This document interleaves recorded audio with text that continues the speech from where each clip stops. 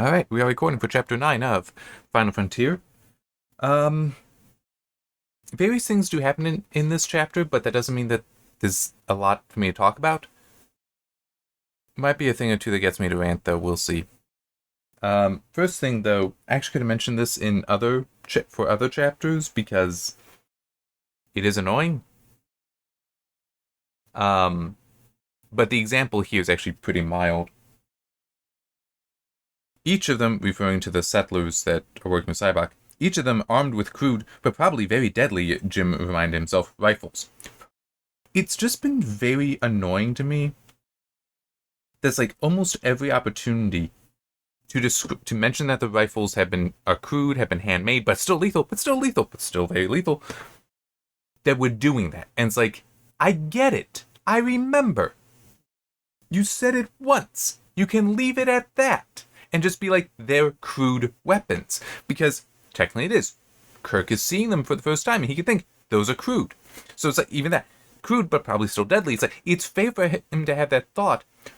But it's just, it's small example. Small, I do acknowledge. But still a small example of something that's been repeated so many times throughout, it's just annoying. So, yeah.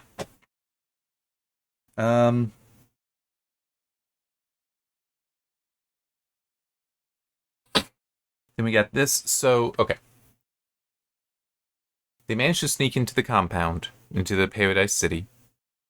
Almost get to the saloon before they are discovered. Some stuff goes on. They get in there, get captured because the three dignitaries are on Cybok's side, and so captures. And so, even though they do go to them, it's still that. Which, see, there's a part of me that just wonders why they're doing it this way. Because like my understanding is that in at least some hostage situations, you secure the hostages. You're not like, we're here to rescue you, come on. It's like, no, you might actually, like, bind them up, too. I mean, just, I don't know. I guess for specifically how this works out, not that wouldn't really make sense, but it's still, it just feels odd how this plan is being carried out. Especially since you have stun. I'm saying you have a stun setting, it just seems like, why don't we just take advantage of that? You know what?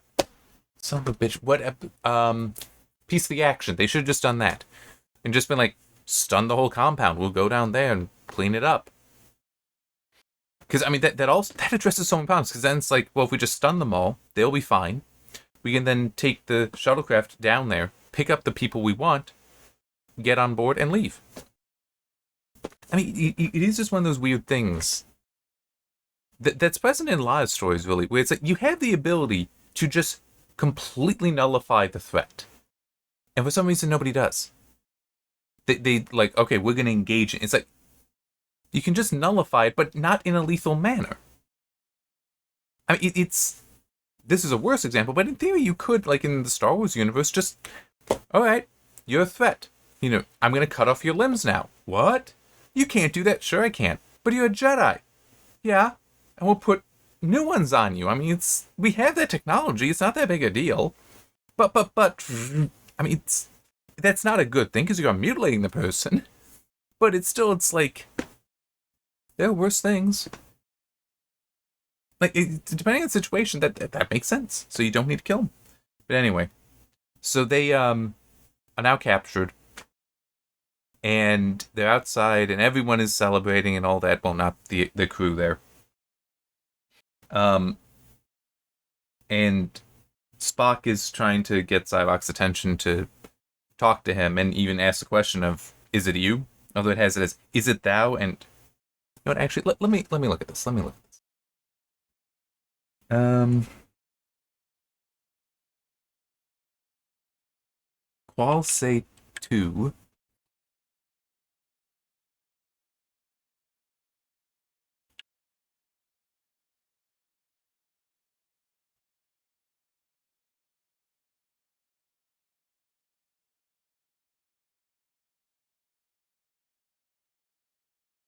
It's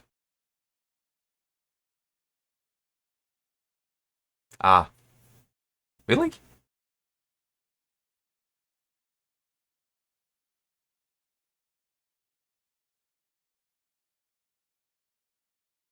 It does seem like that's not quite right, but anyway, um, what Spock says to him, "Qual say tu, Cybok?" And there's mention here about apparently that's well. The question is echoed across the span of 30 years. Spock recalled himself at 13, asking the same question with such anguish, and turning away bitterly upon hearing the answer. So I'm interpreting this to mean this is when Cybok left. Now, this was a year after Cybok's mother died, which means it's only been for a year that he's even known, Cybok has known that Sarek is his father and Spock is his brother. So Spock first met him at age 12. Okay. And it's just, I do wonder if we're going to get some more here to help explain the timeline of events. But one thing, though, that the whole qual say tu, is it thou, is how it supposedly translates here. And it's like, at least some of that seemed Latin. I figured I'd look that up. And I saw one person saying, even just putting qual say tu, that's it. Nothing about Star Trek. One of the first things that came up was talking about it's in Star Trek and somebody being like, this is Italian. This isn't Vulcan. This is Italian. It's like, I was thinking Latin, but yeah.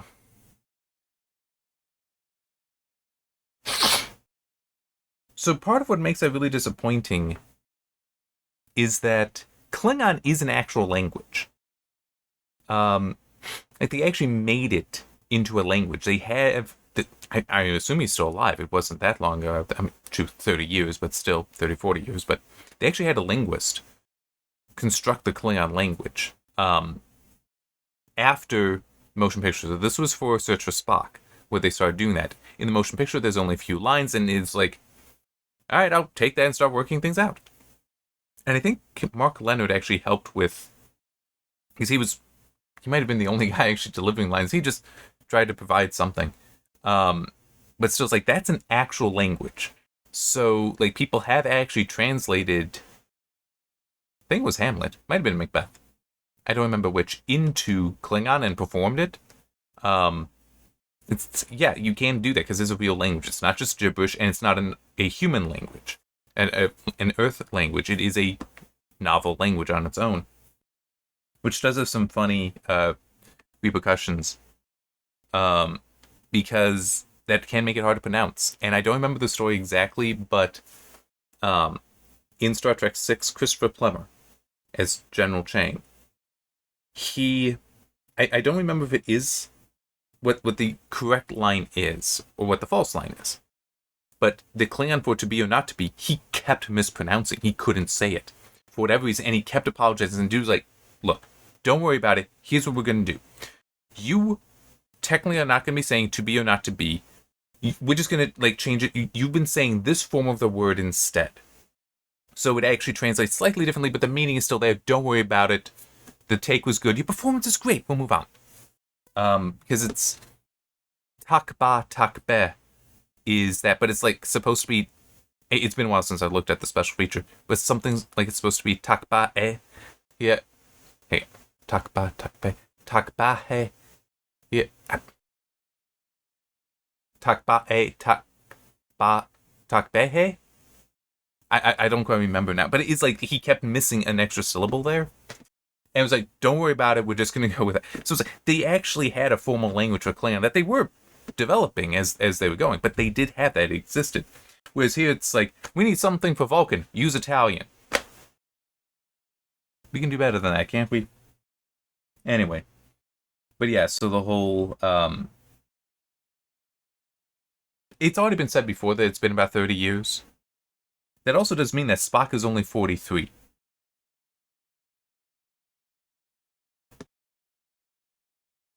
No. Makes you look.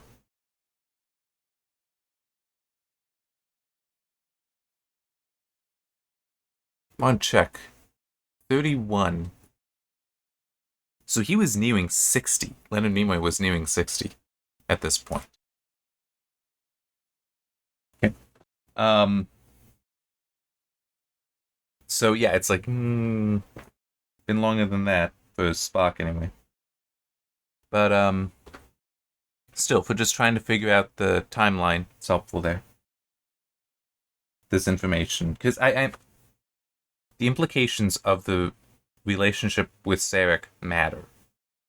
As you know, to Ray's relationship with him, it does matter because it should be based on what had been seen previously, and the fact that one night stands would be illogical to a Vulcan. That they should have been married at one point. So it's just the whole keeping secret and all that. It doesn't make any sense. It really doesn't. So I do want to find out more about this timeline to see if there is any explanation there, or if there is in fact no explanation. It's just, yeah, this is what we're doing, even though it makes no sense. So eventually, Sybok actually hears this, and they... Sybok's expression traveled through many emotions. Love, hate, bitterness, anger, love again. Spock thought it was rather like watching a constantly shifting pattern of clouds on a windy day. At last, Sybok's features resolved themselves into a look of wary amusement.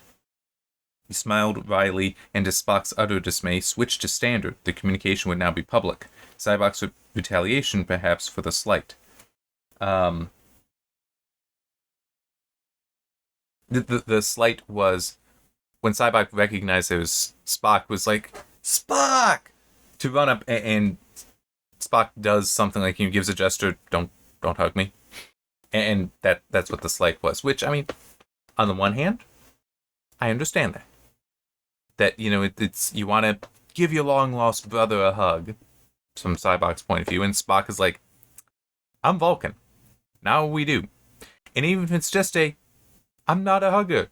I'm not, you know, looking for a hug. It's like, you know, just please don't. It's like, Sybok, it's not really a slight. It's just, you know,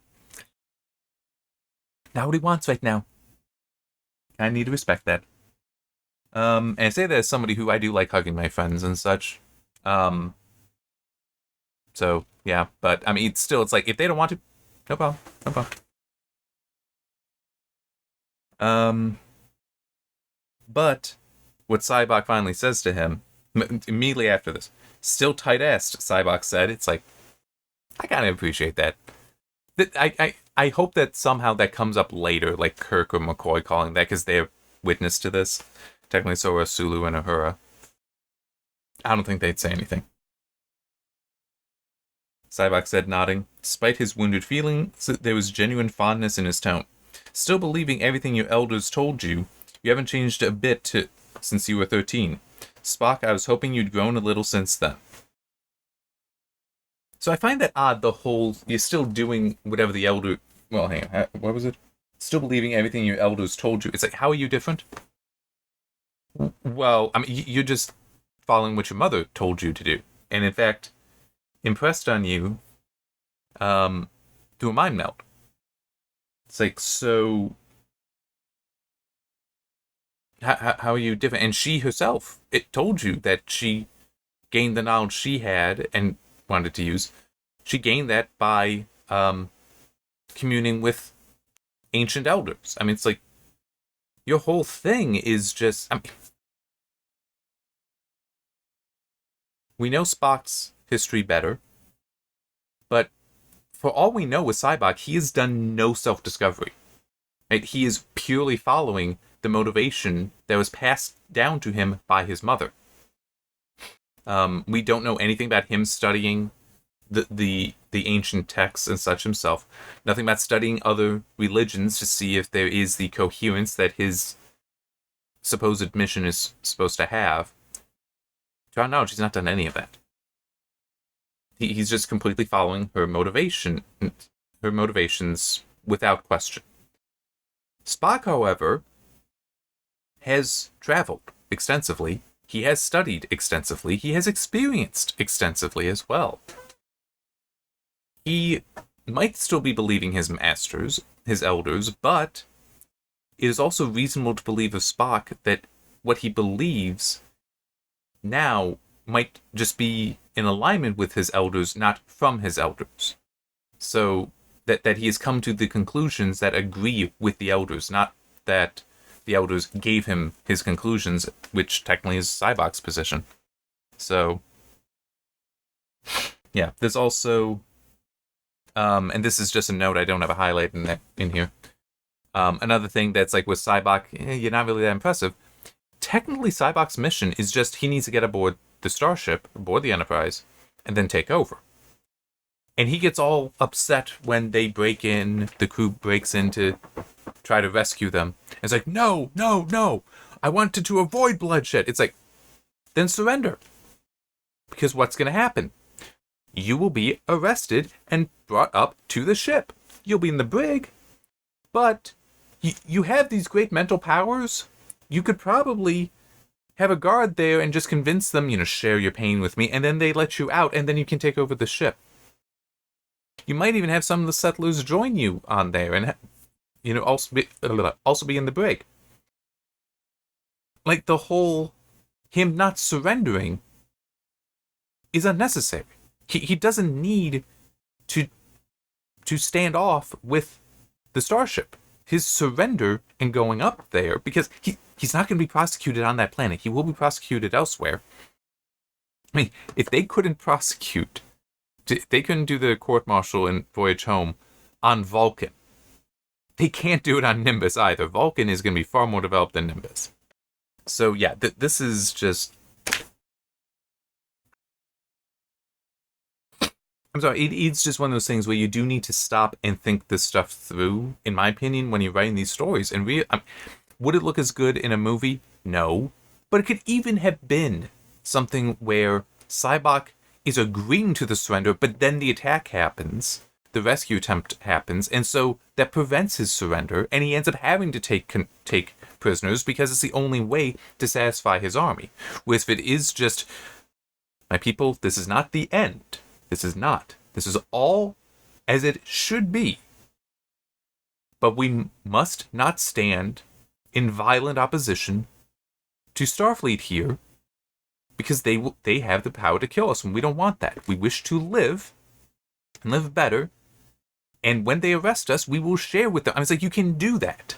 You can absolutely do that, have them surrender. But it's just... I get the desire to action, to have climactic action like that, but it's also not really that necessary, and it just annoys me. Anyway. We also get over to Claw on board the Klingon ship, where he does orders, estimating attack range in 8,000 kilocams. I thought kilocam was a distance measurement, not a time measurement. But in any case, that's what he's told, and then his order, slow to 1/4 impulse power. It's like, okay, so you're now going to take longer to get there. That's cool. Prepare to cloak. Okay, so they've actually not been cloaked the entire time. They're only cloaking when they're near enough where it's like, yeah, we can start figuring out firing solutions. It's like, so that thing right there knows you're coming. And he's like, it's like, well, cloak, come up to it, and then I can hit it with 1 or 2 shots and destroy the ship, and I'll be this great, magnificent hero. And I'm just thinking, you're a fucking moron. Because that thing has shields. Okay? And you get close enough, they know you're there.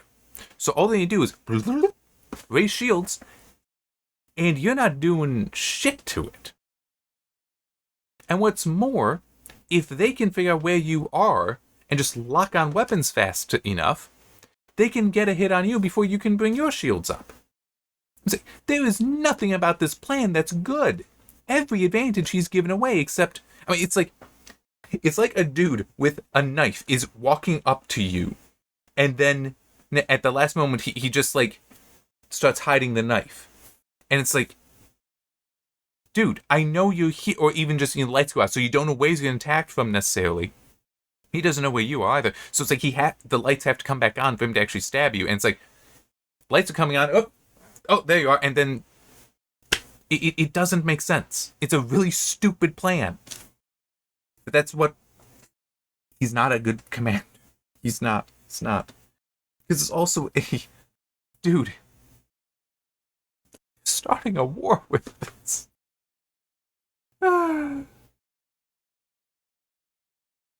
By the way, I do have a bit of a headache. So I guess it's a good thing I haven't gone on Avantio, but it's tempting to go on Avantio. Really is. Because I mean, just Claw's an idiot, Cybok's an idiot. And yes, there is now the whole tension of, well, with the shields up, the shuttle can't land, can't get onto the ship. It's like, yeah, what's your point? I mean, it's like, we know they're going to have to drop the shields and bring them right back up, which is technically not accurate. But, because, I mean, it's now true. In TNG, you do, in fact, see that shuttlecraft have the ability to pass through shields. So that technology does get figured out. Do they not have it now? Apparently. But there's another thing.